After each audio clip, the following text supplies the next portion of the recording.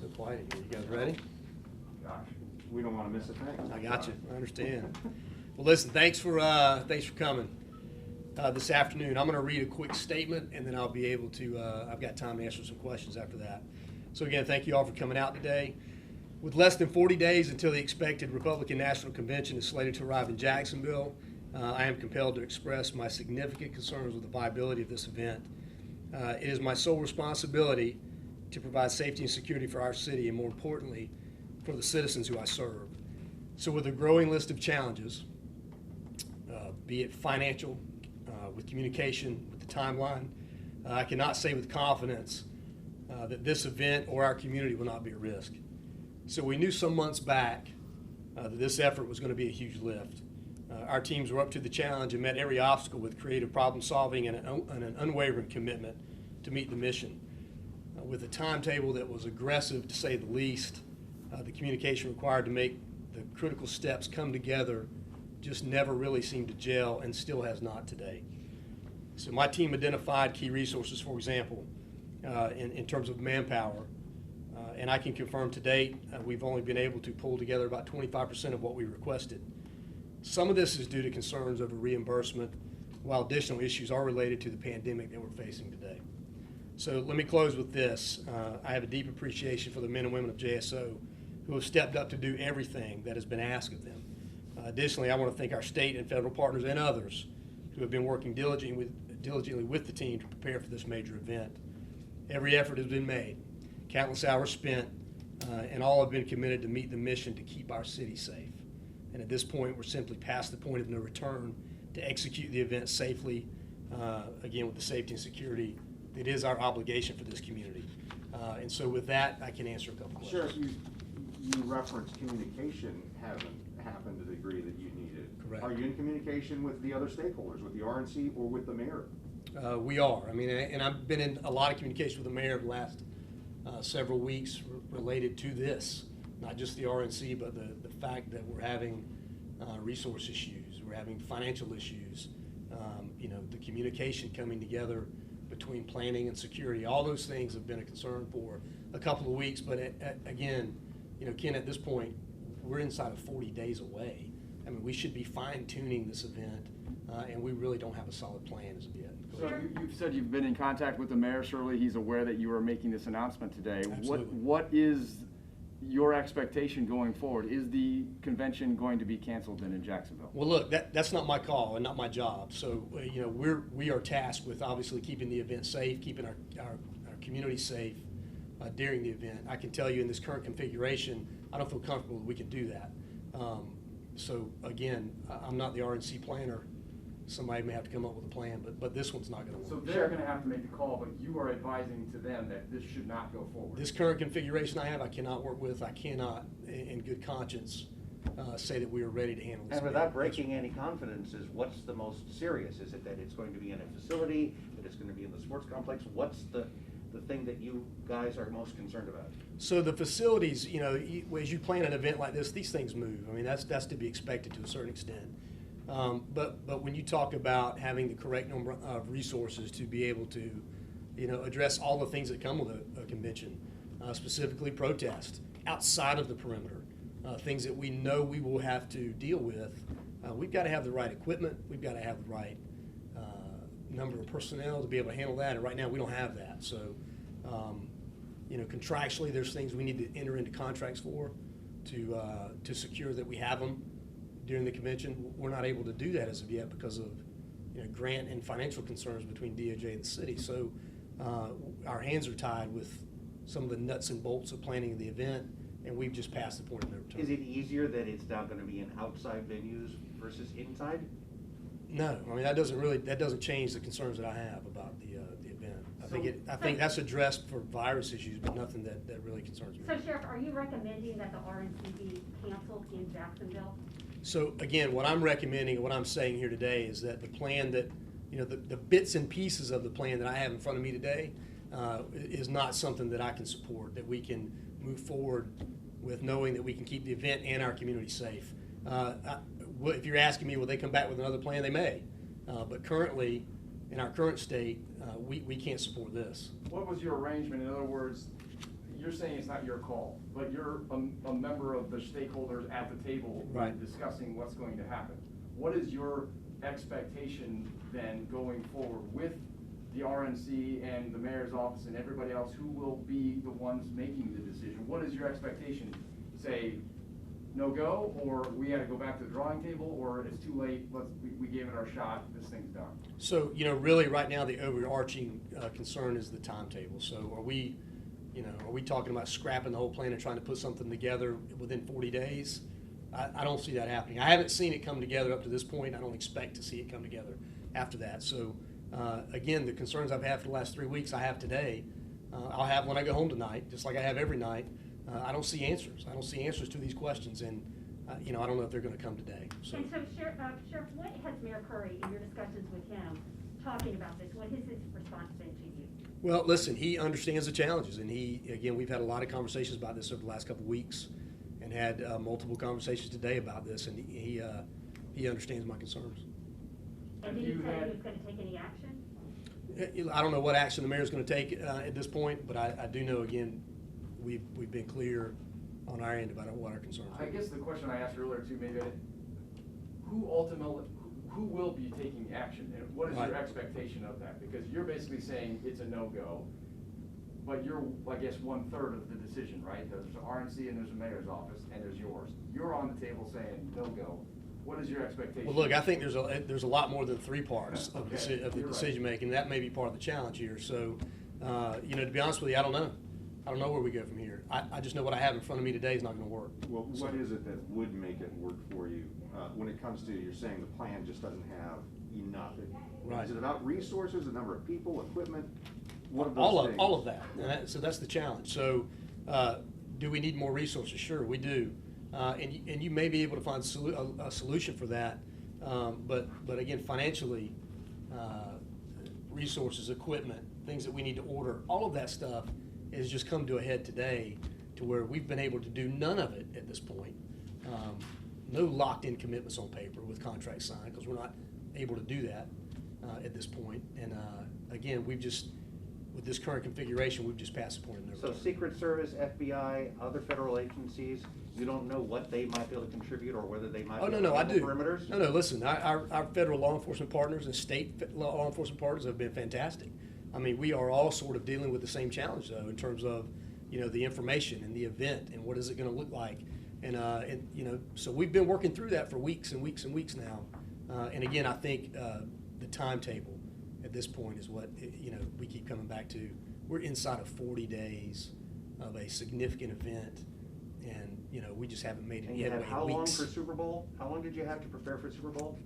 We planned for Super Bowl for 2 years, and typically for an RNC, it's an 18-month planning cycle. So, look, we knew going in, no illusions about the timetable, but things had to be perfect, and they have not been. And that was gonna be my question, what's changed? Because obviously, this was a crunch time Sure. schedule no matter what. So what has changed in your view that has made this kind of, I won't say go off the rails, but has kept this train from going down the track that was already a tight schedule to begin with? Yeah, I think maybe there was an impression that you could just plug and play what Charlotte had to Jacksonville, and that's not the case. And so you had to make some changes to the event.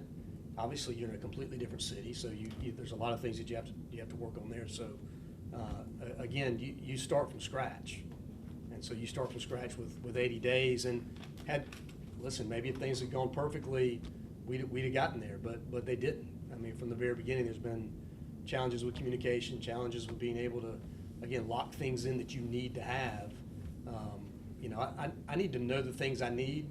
I'd like to know today they're going to be here in a month. And as it stands right now, I have no idea. And So, Sheriff, with what you're saying, if the RNC does decide to go forward in Jacksonville, what does that mean? Will JSO not be providing security? No, listen, we're not taking our ball and going home. That's not the call here. But the plan in its current configuration is not working. And we need some significant movement to happen to have any kind of event. And again, I'm not the planner, without knowing what that event would look like, I can't comment on that. But I will say, again, we've got to have what we need to be able to provide the safety and security, not only for the event, but for our community. And keep in mind, that's my primary goal here, is our community. easy to build a giant fence and put somebody in the middle of it and keep them safe. We're concerned with what's happening outside the fence and dealing with the repercussions of that for who knows how long. And we need to be supported in that, or we can't move forward. Sheriff, one of the things that the mayor heard early on this was, hey, taxpayers shouldn't have to pay for this, or will they? And the assurances have been, will be reimbursed, or that money will come anyway. You're saying that you can't take some of these steps, get more equipment or line of personnel or do contracts. No money is coming the way of JSO so far? So, not so far. I mean, so I know that there's conversations between DOJ and the city. This is a grant format that pays for these, that pays for these conventions. Some of it was spent by Charlotte.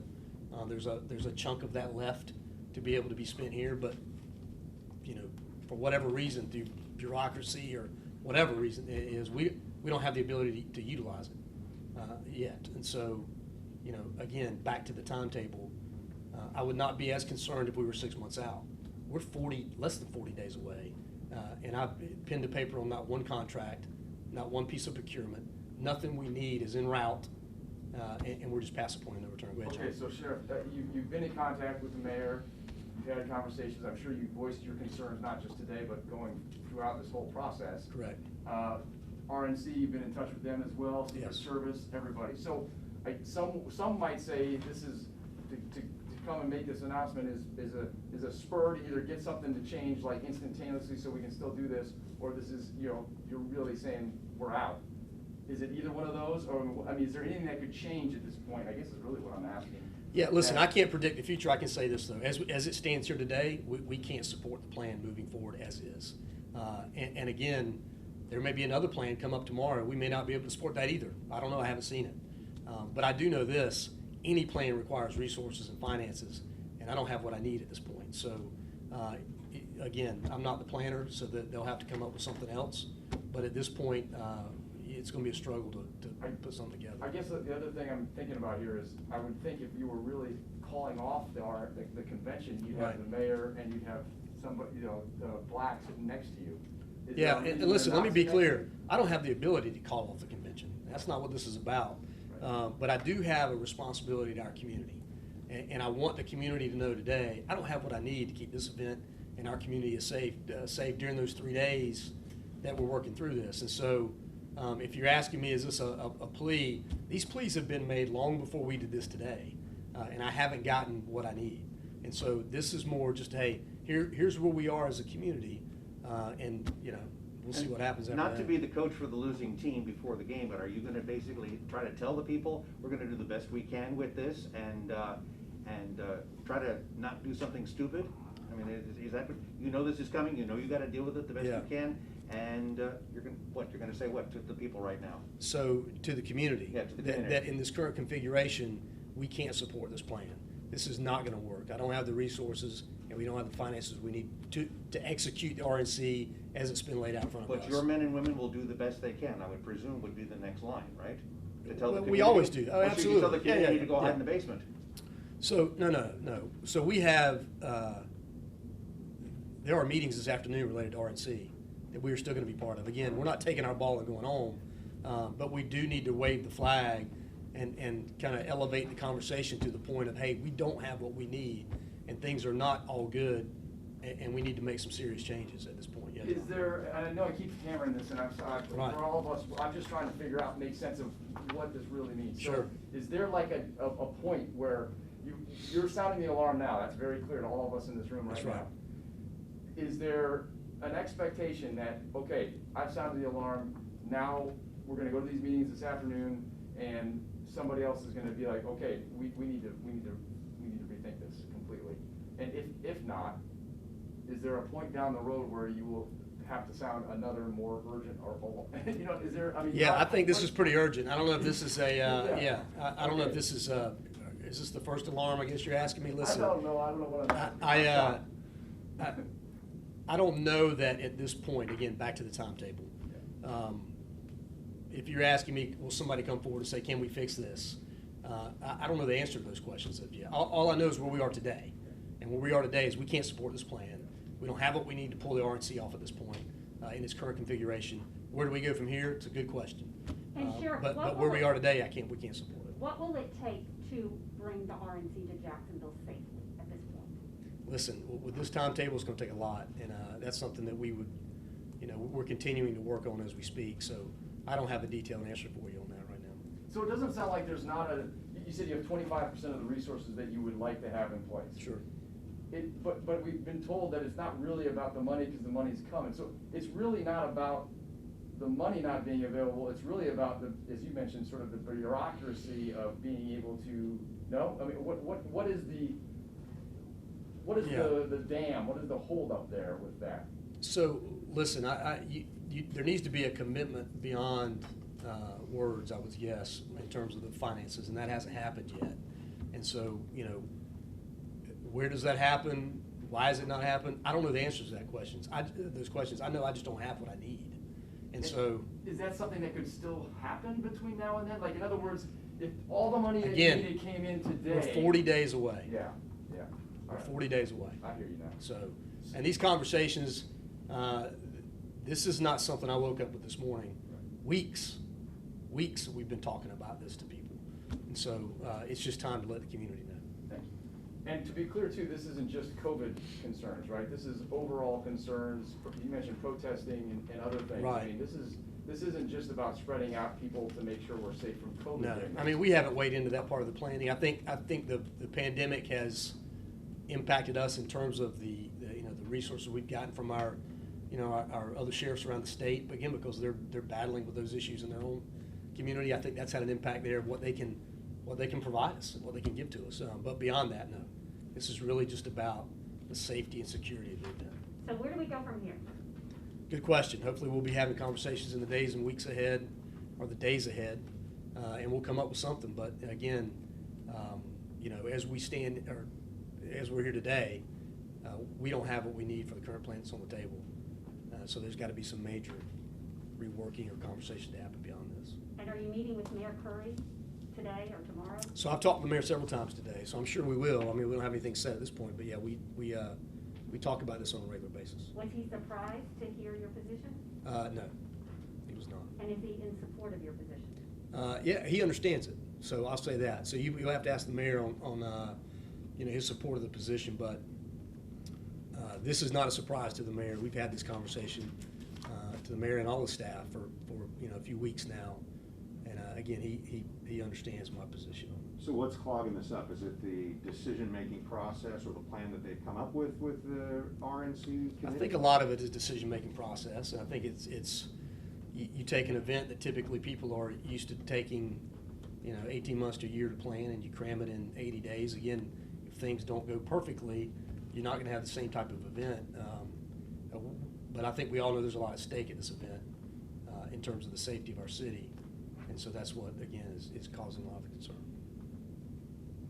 All right. Thank you guys for coming. I appreciate it. Thank you. Thank you, sir.